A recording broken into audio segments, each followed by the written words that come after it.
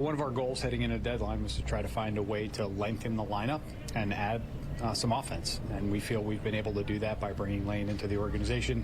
It's a versatile outfielder, a guy that's capable of playing center field, right field, and can contribute offensively, defensively, and on the bases. He's been really effective against left-handed pitching.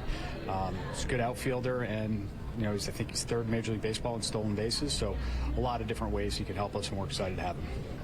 Do you feel like you are done at this point in time, or? We're definitely not done pursuing things. Whether or not that leads to another deal or more deals is really hard to forecast, but we'll continue to try to be active and see if there are other opportunities to improve. Well, there you have it. The man who just pulled out, well, not just, but recently pulled off the trade for Lane Thomas. And we had been talking for weeks, are the Guardians going to do anything? Well, they are going to do something. They've already done it. They acquired an outfielder, and we're here to discuss it. I'm TJ, that's Zach. A real quick reaction show here as the Guardians just finished off an impressive win over the Detroit Tigers. You were part of that scrum, Zach Meisel, in Detroit. When you heard those words leave Antonetti's lips, do you believe they're done? Or what do you think? I believe that it doesn't matter what he says in answering that question. No,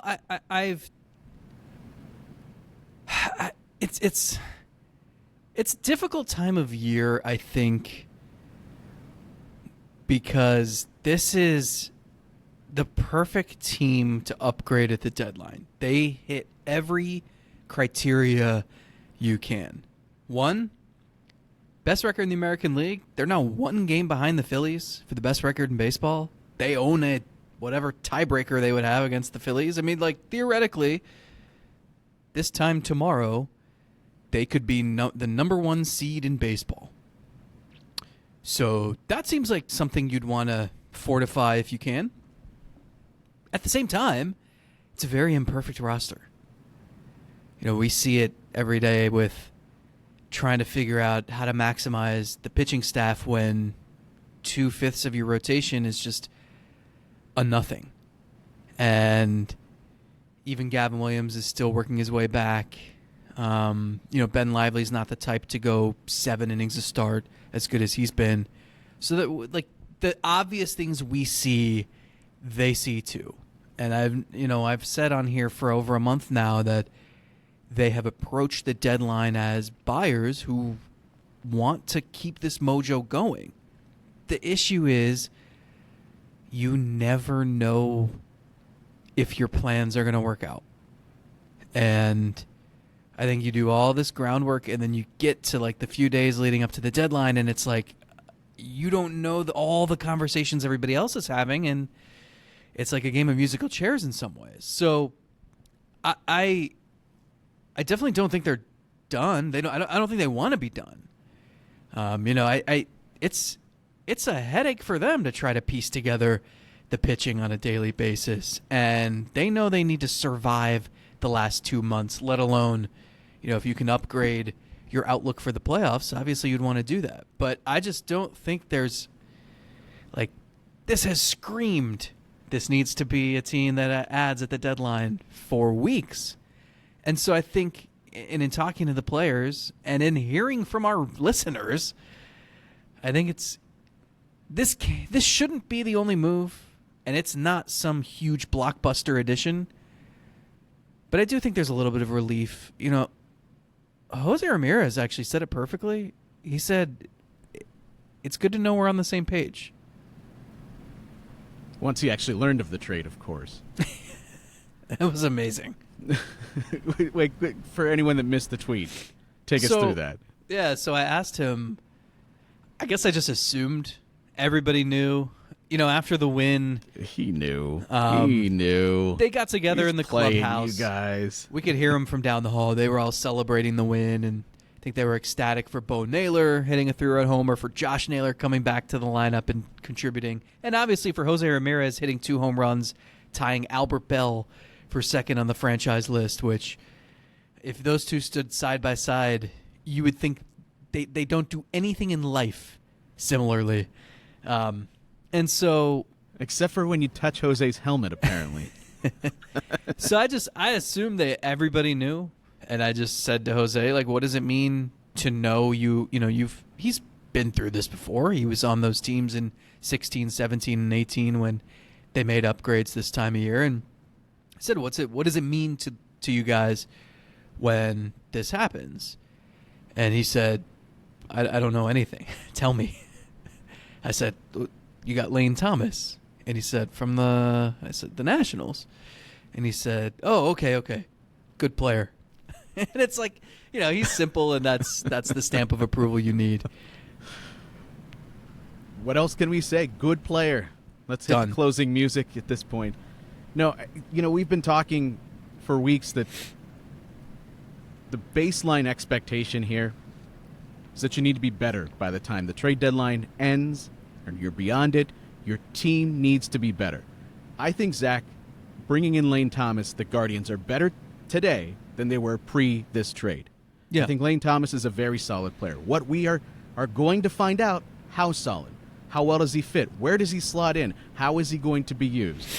This guy just eats southpaws for lunch, breakfast, dinner, second breakfast. It doesn't matter. He just devours left-handed pitching.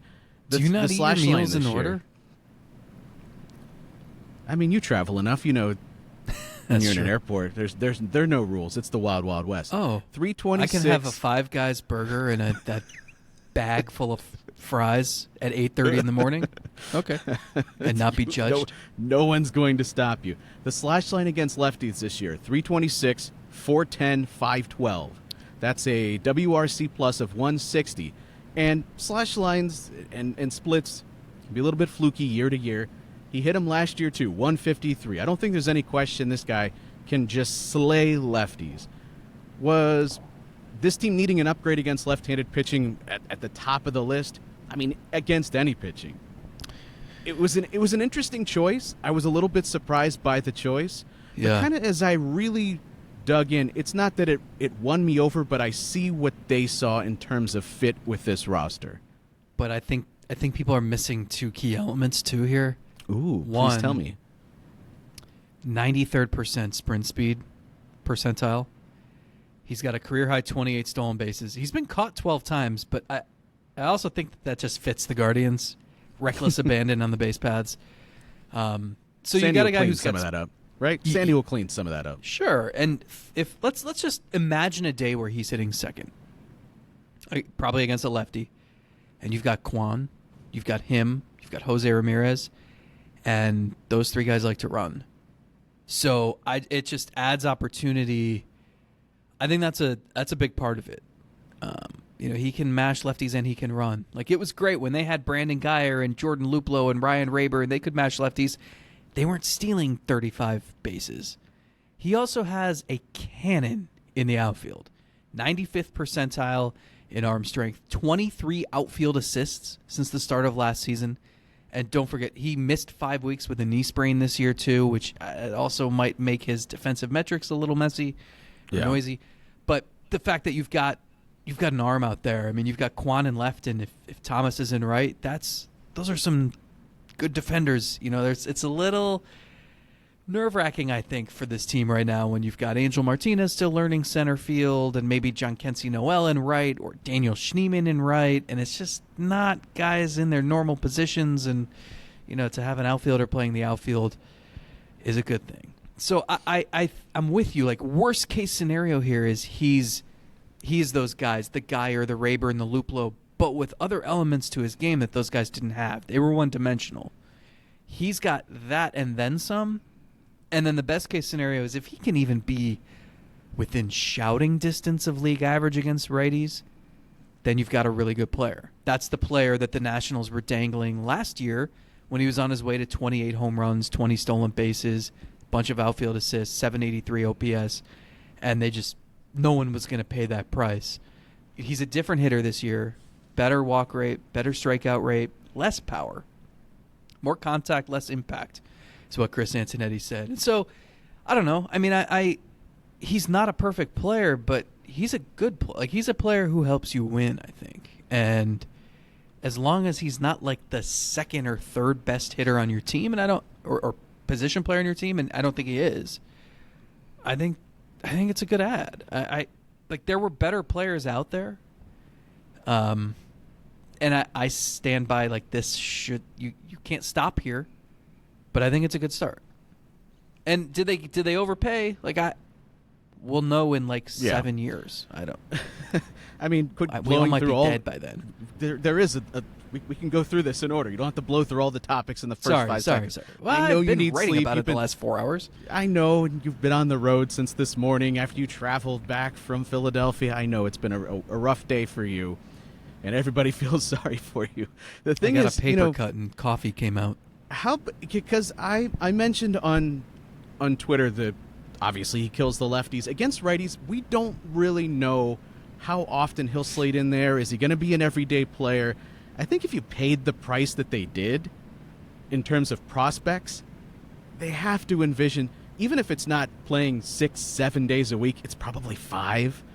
You know, it's probably a lot. That was my first thought. But I'm thinking this is a guy that has sort of been positioned as just a platoon advantage sort of player. And the statistics back that up. But the interesting thing is, you know what his WRC plus against righties has been this year, off the top of your head? No, I mean the slash line was like 224, 299. I don't know, 365. It's an 87 against righties this year so far. And that's the thing. Like that. So okay, he can be Will Brennan or Tyler Freeman or. Hold on. You've got Do all you your know material. what Cleveland's right fielders, their production has been this year in WRC plus? 86. Oh my gosh, you nailed it right on the head. Wow. Yeah, how about that? I think you've been writing about it all day, and it's I just didn't through know that, absorption. but Through you absorption, kinda I think you got it. Led me to it. Okay, so it's not a high bar. But what I said is, what you've already been getting in right field, you can argue, even if just play Lane Thomas, you're probably going to get what you already were getting in right field, and then you get the benefit of perhaps when teams are deciding to go to their bullpen to bring in a lefty, they got to think twice depending on where you slate Thomas into this lineup. If it's the second position and they go to a lefty at the top, when Quan is up there, well then here comes Thomas, and then here comes Ramirez switched around, and then you get to Naylor. Or if they want to bump Thomas down to the 5th spot, then it's, still there's some difficult choices to be made. It's what they've been trying to do with David Fry, and unfortunately David Fry has just been slumping, and he hasn't been fully healthy, and we've guessed that maybe even through the stretch where he wasn't healthy, maybe he created some bad habits offensively. I've seen some say, well, maybe he needs to go on the IL. He probably is back to being healthy now, but now he just needs the reps to get back into a steady groove offensively. What Thomas is going to bring against lefties is what they've been lacking here recently from Fry, is sort of in my brain as I'm working through it. Yeah, I think there's a way to keep everybody fresh and everybody from being overexposed. And Vogt loves to use his bench. He loves to find the right matchups. And I think this is just another guy who can play most of the time. And also, it's another weapon. If there's a day where you don't want to start him because it's a tough righty, and you want to get Noel's bat in there and Fry's been going well or whatever it is, or you want to get Brennan at bats. Yeah. Having Lane Thomas as an option as a defensive replacement, pinch runner, dude who can come in and mash a lefty, that's like he's going to be used probably just about every day. I think there are very few games where it wouldn't make sense for him to make an appearance at all. Maybe if you're facing a tough righty and there's a blowout one way or another. So that's a good piece to add, bottom line. And you have him for next year. They always like to target guys with multiple years of control. And, I mean, it just buys you have a valuable piece. I don't know how valuable. It depends on... they'll have to study like what it is about righties that he hasn't quite been able to master. But I don't know. You've shuffled so many guys in the outfield. Chase DeLauder is a great dream, but that's not going to help you in 2024. I don't know when in 2025. Perhaps as a trade candidate he would. Yeah. I mean, so it makes sense. You could have, if you were 42 and 64 instead of 64 and 42, you could have spent the rest of the season experimenting with Martinez in center every day, Noel in right every day, give Brennan his last chances, figure out what to do with Freeman. You just had 4 months to experiment. That got you to the best record in the American League. Now you put the foot down on the gas and you get better. And again, we don't know how much he raises the floor, but he does. He does raise the floor. I am surprised that they paid the prospects that it took to get him. I'm not heartbroken necessarily over anybody that they gave up. I'm not.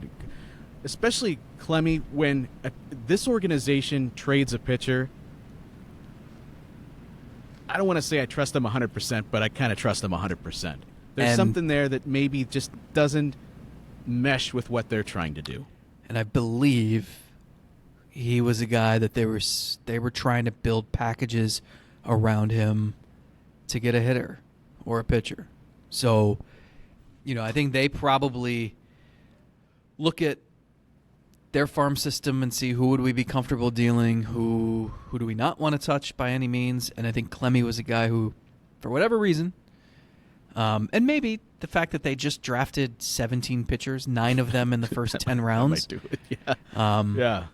It's if they trade one possibly promising 19-year-old and he pans out, they'll live with it. But he's got issues. I mean, he's got some command issues. I mean, again, he's so young. I'm with you. They've earned the benefit of the doubt on the pitching side. Yeah, I mean, it is somewhat odd to see a team pick someone like that as high as they did second round in 23 and then turn around and trade them within a year. But, I mean, sometimes maybe you get a close-up view. You get to know more of a person, or you just see more of their stuff, and there's just something you find alarming. Or you might still like them, but you have to give up players to get players, and in this case, they just don't like him as much as maybe some of the other pitchers in their system. The one question I don't have an answer to yet that I'd be curious about is, doesn't he seem like Clemmy seem like someone the Rays would be all about? Yeah. That was something we talked about privately for sure. Yeah, and it's not even giving up the players. It's just anytime you make a trade and we still got some time before the deadline, you wonder, could any of these players have been used in a different package for a bigger piece? And I think that's the only thing that stops me short of just saying, okay, fine, it's whatever. I'm not really concerned at this point about losing the players that they lost. Antonetti said it was painful. Of course, you've scouted these guys. You've got to know these guys. And to some extent, you think all of them are going to have a little bit of success. But that's just the game you play at the trade deadline. If you're trying to give yourself a legitimate chance to make some noise in the postseason here. Who's a better fit, Lane Thomas or Randy Arozarena? I mean, was this a trick question?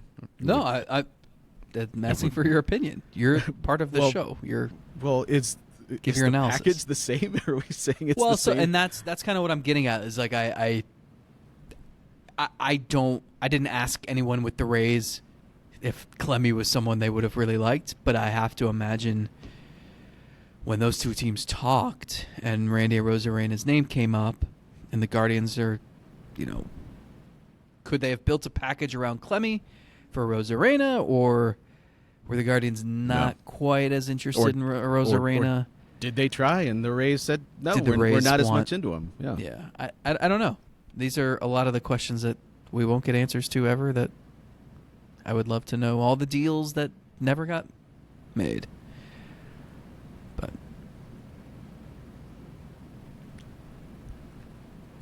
I'm a little bit sad that we'll never see Tana get any sort of opportunity, but doesn't that tell you something? It could, potentially. But it wasn't going to matter. You drafted Travis Bazzana, number 1. Andres Jimenez is not going anywhere. Those two are going to be in the middle infield. The 95% of the scenarios that lie ahead, that's the case. So Tana, there's not going to be room for him. You could say, well, he could move to a different position like everybody else. Maybe. But you also have guys doing that, and some that they like. Obviously, they like Angel Martinez. They positioned him a little bit higher in their brains, and he's fitting into this big league club. So he's an interesting player. I wouldn't be surprised if he has some success in Washington. Will be a guy to keep an eye on for sure. But I also understand, God, Zach, we've been screaming about trading from the middle infield depth, and eventually you have to do it. Unfortunately, some of the other guys that we would all be more comfortable trading, all the other teams have gotten the same look that we have and they're not interested in Arias like they would have been 3 years ago, or Rocchio, or whatever.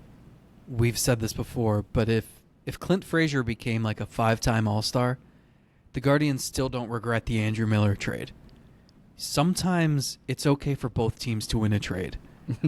The key is... No, I want to slaughter them. I want them to cry at night. But you shouldn't care about... You can't always care about that side of the equation, right?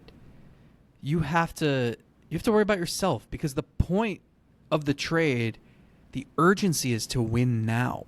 If Lane Thomas helps you do that, then it doesn't matter what you gave up. That's the key. Now, you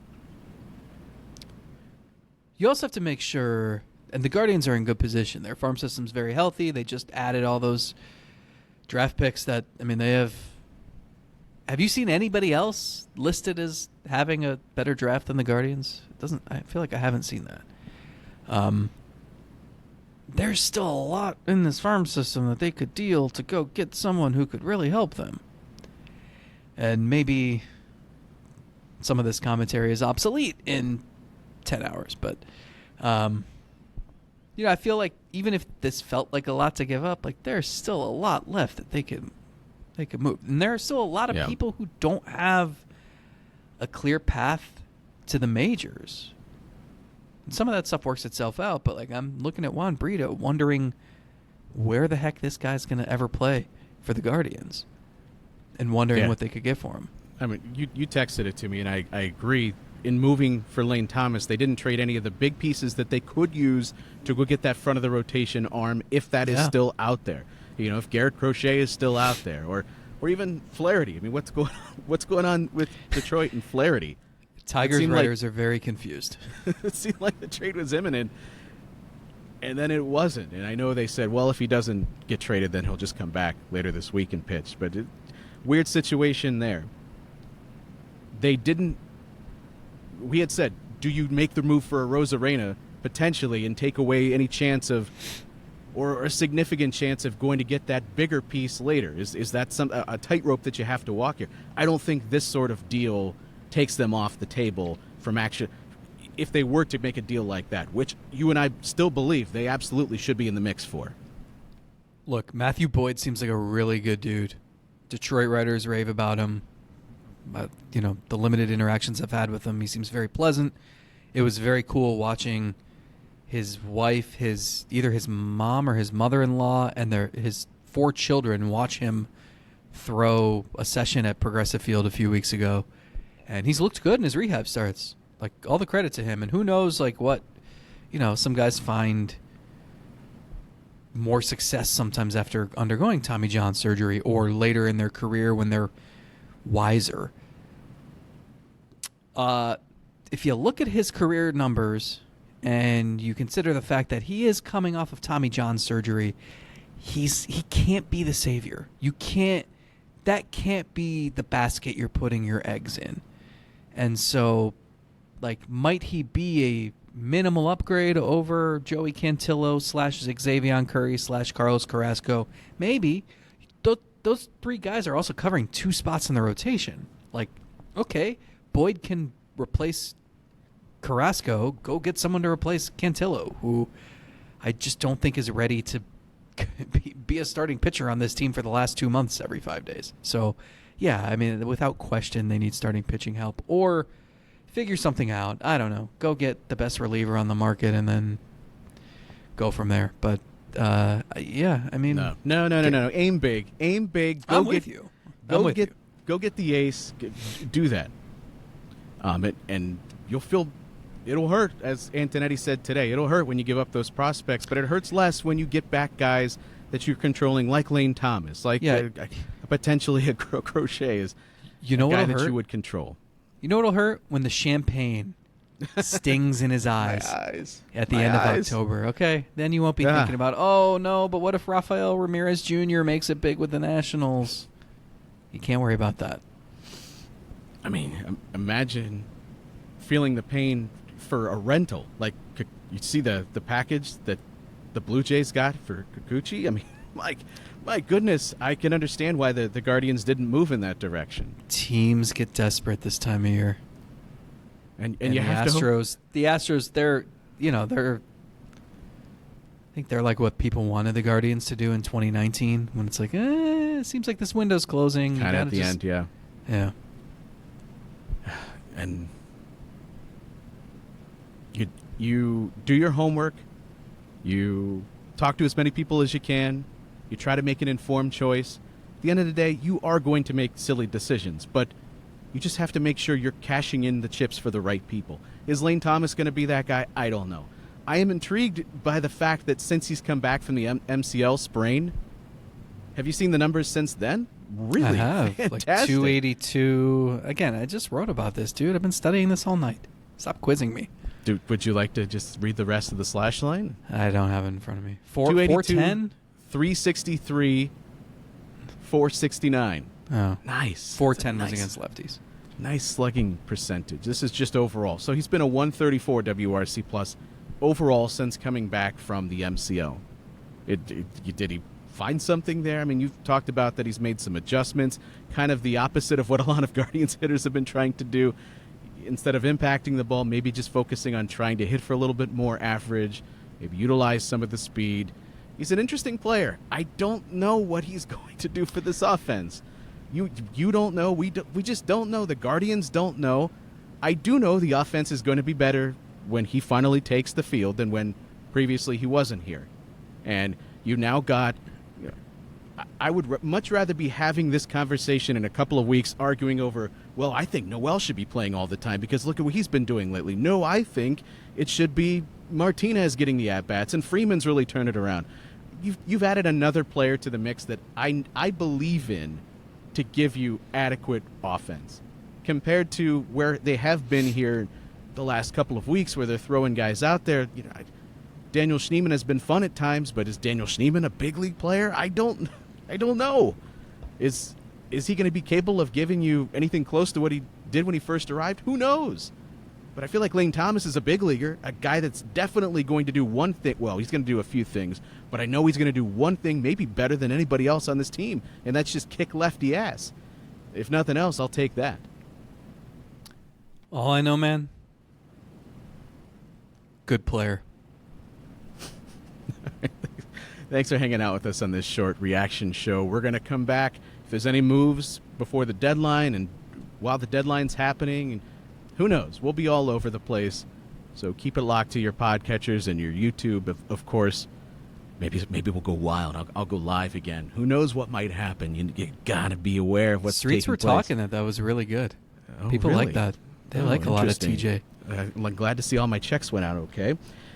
And then, of course, later this week, once the deadline's done and the pencils are down, we'll come back at patreon.com/SelbiusGodcast, and we're just going to knock it all out. We'll evaluate everything. We'll see where this team is at and just kind of clean up the mess that we've left throughout the week. But I'm really eager for Tuesday's deadline. I think it could be a fun deadline. It's been a fun baseball deadline, period, leading up to it. It's been exhausting. It's a lot of movement. And until everybody tweets pencils down, a lot more could happen. All right. Well, hopefully we'll be back here soon. Thanks for hanging out with us, everybody. See ya.